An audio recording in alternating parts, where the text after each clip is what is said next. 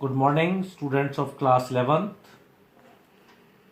Today's your topic is component of microeconomics. Components, variables, scope, subject matter, ये सारी terms एक ही उसमें use की जाती हैं. वैसे हिंदी में कंपोनेंट्स मीन्स घटक, वेरिएबल्स मीन्स चर, स्कोप मीन्स क्षेत्र, सब्जेक्ट मैटर मीन्स विषय. तो माइक्रो इकोनॉमिक्स के वो कहता है कि कंपोनेंट्स क्या हैं, वेरिएबल्स क्या हैं, स्कोप क्या है, सब्जेक्ट मैटर क्या है. First, theory of consumer behaviour.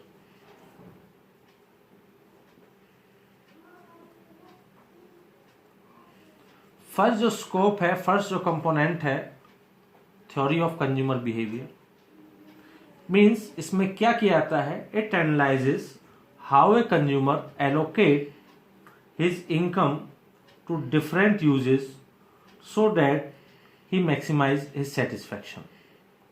Means इसमें एक कंज्यूमर अपनी इनकम को एलोकेट करता है, अपनी इनकम को एलोकेट करता है इन सच ए मैनर, इस तरीके से एलोकेट करेगा कि वो अपने सेटिस्फैक्शन को मैक्सिमाइज कर सके. सेटिस्फैक्शन को मीन्स कि थ्योरी ऑफ कंज्यूमर बिहेवियर में मेन पॉइंट है वो यही है कि how a consumer maximise his satisfaction out of his given income. Second आपका जो टॉपिक है वो है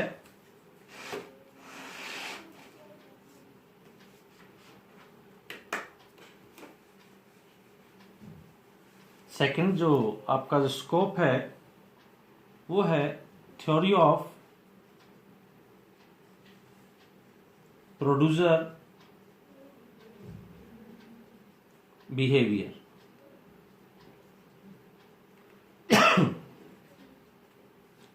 theory of producer behaviour means producer कौन होता है, वो produce the goods and services, किसके लिए, to get the profit, profit प्राप्त करने के लिए.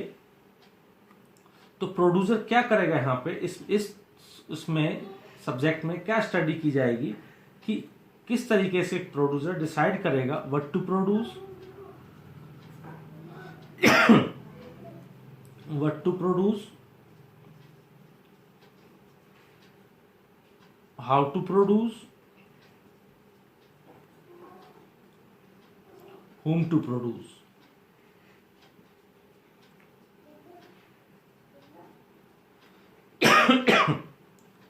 इसमें एनालाइज करेगा what to produce, how to produce, whom to produce, जिससे वो क्या कर सके, अपने प्रॉफिट को मैक्सिमाइज कर सके. सेकेंड आपका जो सब्जेक्ट है, मैटर है या कंपोनेंट वेरिएबल है, वो क्या है, theory of producer behaviour. And third theory of price.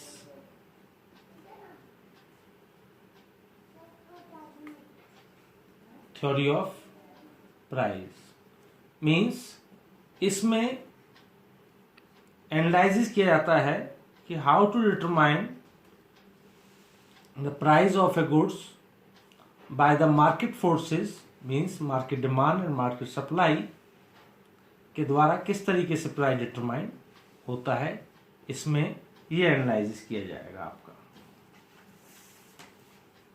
Is it clear? तो कंपोनेंट्स आपके 3 कंपोनेंट्स हो गए. First theory of consumer behaviour, next theory of producer behaviour, next theory of price. यहां पर थ्योरी मीन्स सिद्धांत है. नॉर्मली आपने science के सब्जेक्ट में सिद्धांत के लिए प्रिंसिपल वर्ड यूज करते हैं हम, लेकिन इकोनॉमिक्स में सिद्धांत के लिए थ्योरी वर्ड यूज करते हैं. Theory of consumer behaviour, theory of producer behaviour, theory of price.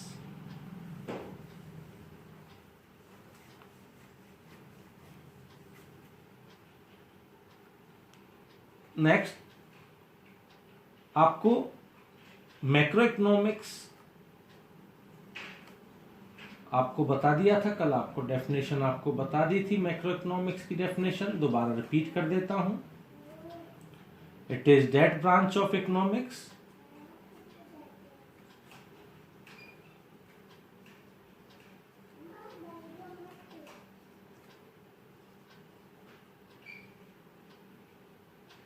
Which studies, क्या स्टडी की जाती है इकोनॉमिक्स में, विच स्टडीज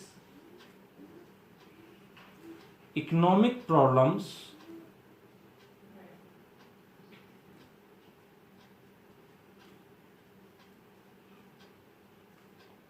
एट द, किस लेवल पर, at the whole level, at the whole level. Macro economics क्या है, it is that branch of economics which studies economic problems at the whole level पर study की जाती है।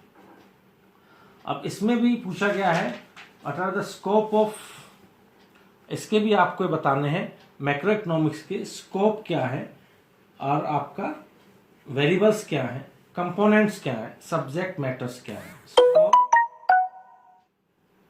Variables, subject matter और आपके कंपोनेंट्स बताने हैं। फर्स्ट, इसका जो स्कोप है, इसका जो सब्जेक्ट मैटर है, theory related to equilibrium level of employment. मतलब यहां पे जो सिद्धांत है इसका इक्विलिब्रियम लेवल ऑफ एम्प्लॉयमेंट का, कि equilibrium level of employment determine करना है और किसकी सहायता से, with the help of aggregate demand and aggregate supply की सहायता से। ये आप पढ़ोगे आप मैक्रो इकोनॉमिक्स के अंदर। सेकेंड कंसेप्ट है theory of disequilibrium, theory of disequilibrium level of income, disequilibrium, disequilibrium level of employment. Equilibrium level of employment क्या होता था, where AD is equal to as.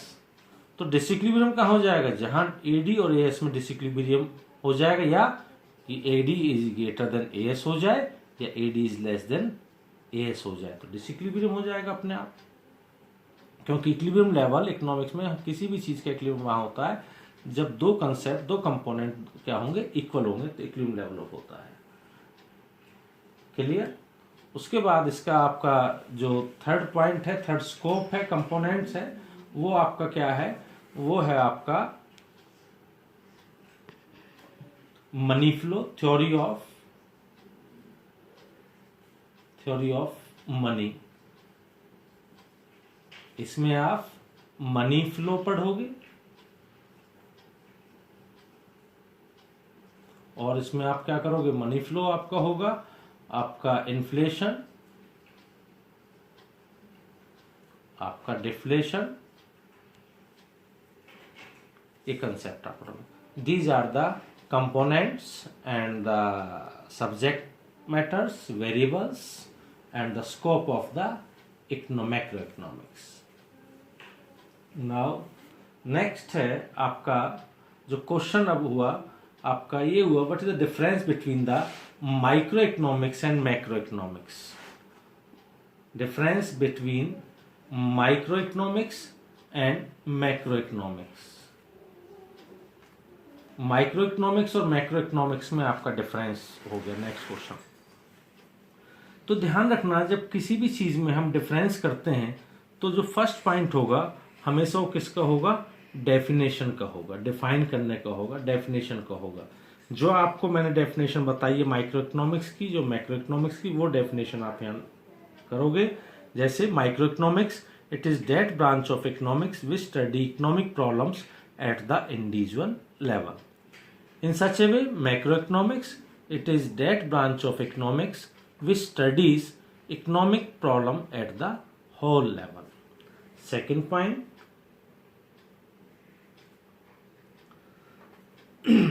Micro economics है बेसिकली जो concern है, basically micro economics basically concern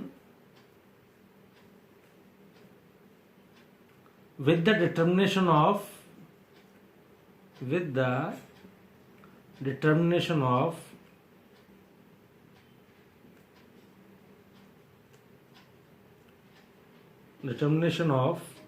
price, मतलब price की determination basically ये होती है। माइक्रो इकोनॉमिक्स बेसिकली प्राइस की डिटर्मिनेशन करती है, जबकि मैक्रो इकोनॉमिक्स क्या करती है, जैसे मैंने आपको बताया था, आपने पढ़ा उसके कंपोनेंट्स में भी, ये बेसिकली डिटर्मिनेशन ऑफ द एक general price level, determination of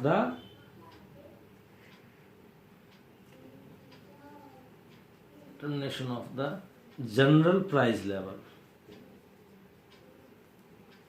general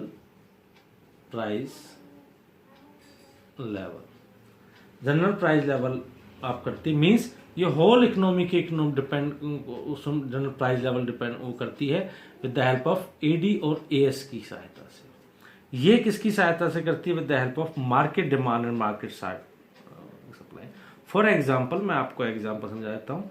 जैसे मान लीजिए माइक्रो इकोनॉमिक्स तो एक पार्ट हो गया, जैसे मान लीजिए वो परवल की मार्केट की में प्राइस डिटरमाइन कर रही है, परवल की मार्केट डिमांड ले ली, परवल मार्केट की मार्केट सप्लाई ले ली, तो वो एक तरीके से माइक्रो लेवल की स्टडी होगी।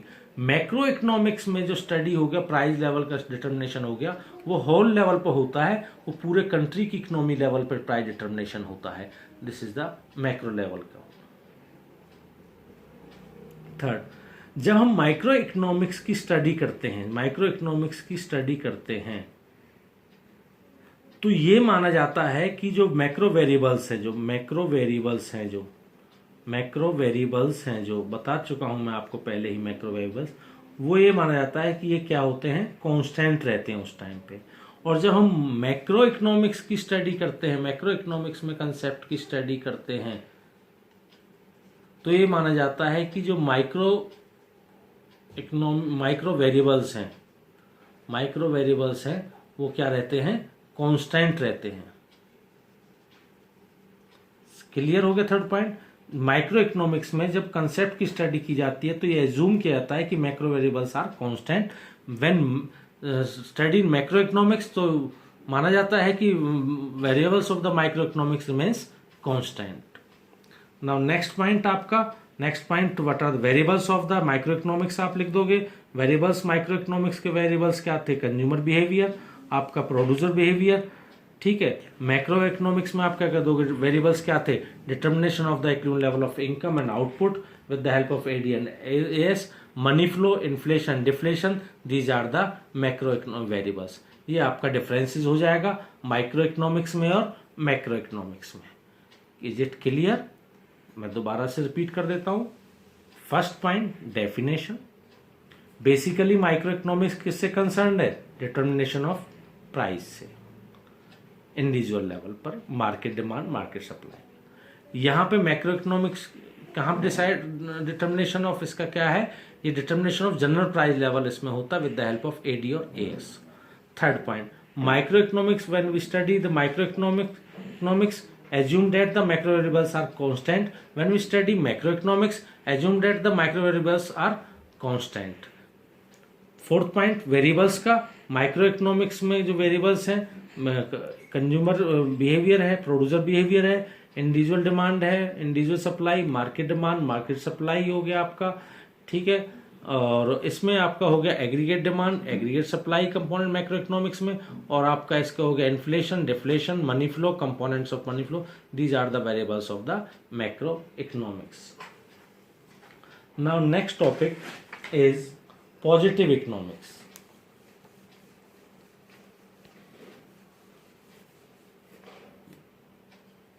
Positive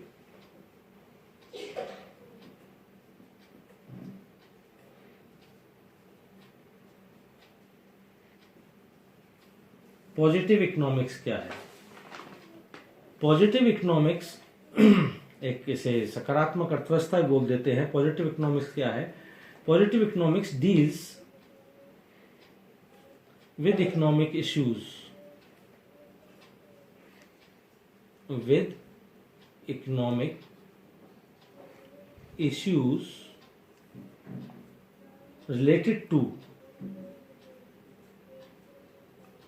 related to past, present, future.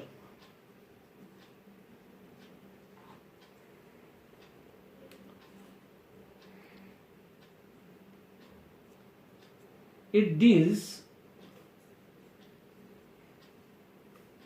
with such economic situations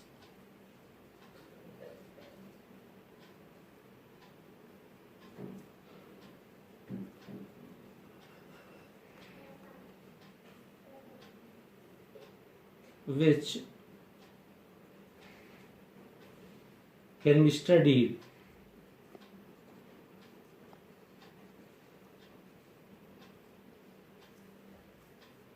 by using facts and figures. Positive economics है, नया भी पॉइंट है, टॉपिक है positive economics.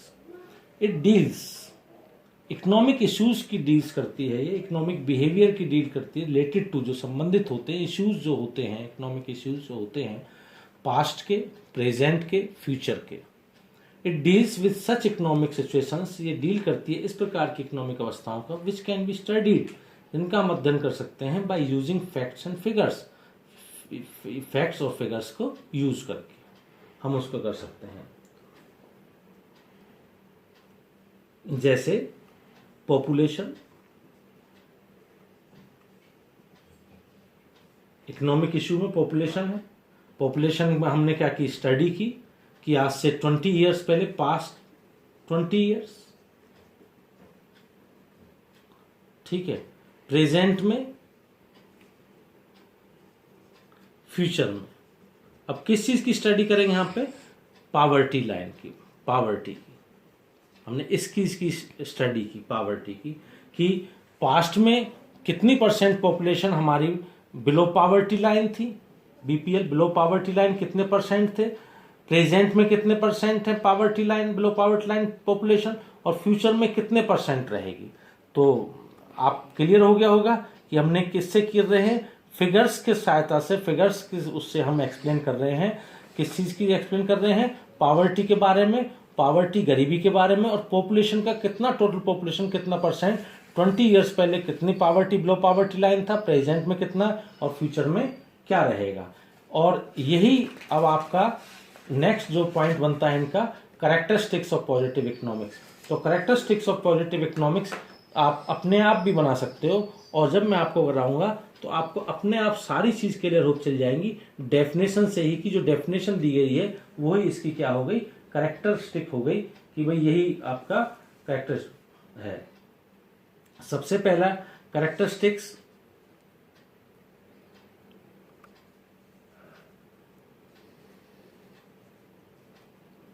Of positive economics. Characteristics of positive economics, first आपको point आप इसमें क्या लिखोगे कि यही है कि ये प्रेजेंट, पास्ट और फ्यूचर को इसको बता के चलती है। This statements highlight the nature and extent of the economic issues of the past, present and futures. Next, these statements based on the facts and figures, ये स्टेटमेंट क्या है, फैक्ट्स एंड फिगर्स पर डिपेंड करते हैं। इसलिए ये इन statements के द्वारा जो वेरिएबल्स जो निकल के आते हैं वो क्या होते हैं, ट्रुथ होते हैं, उनमें सच्चाई होती है, क्योंकि वो क्या है, फैक्ट्स एंड फिगर्स पे होते हैं। मैं पॉइंट वाइज आपको मैं मेंशन कर देता हूं इसमें कैरेक्टरिस्टिक्स को।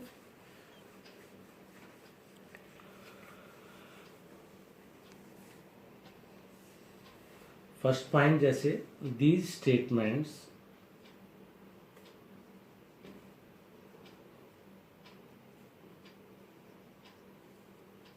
highlight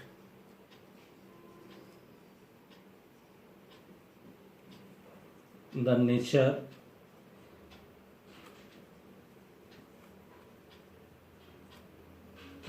of economic problems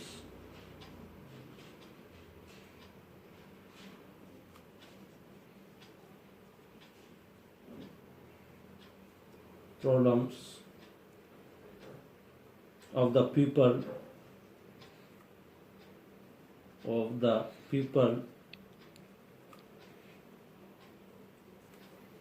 related to past, present और क्या है और future.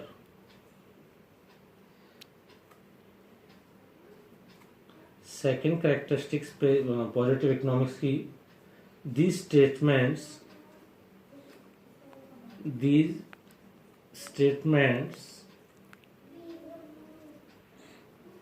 are based on facts and figures.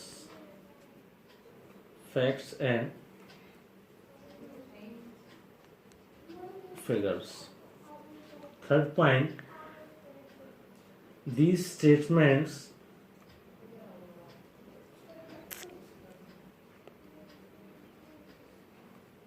are verifiable होंगे, क्या होंगे, वेरीफिएबल होंगे, वेरीफिएबल किस चीज के लिए, वेरीफिएबल फॉर ट्रूथ, सच्चाई के लिए। Next, these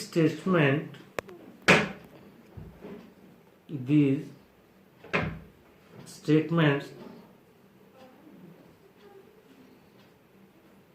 do not reflect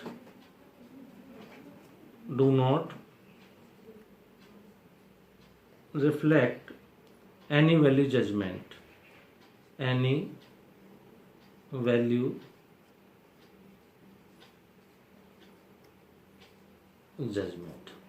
ये जो स्टेटमेंट्स हैं डू नॉट रिफ्लेक्ट नहीं करती किसी वैल्यू जजमेंट्स को या ओपिनियन ऑफ इकोनॉमिक्स को, उसको रिफ्लेक्ट नहीं करती हैं। ये पॉजिटिव इकोनॉमिक्स की क्या है, ये characteristics, these are the characteristics of the positive economics. ठीक है, आज के लिए बेटा इतना ही। Thank you.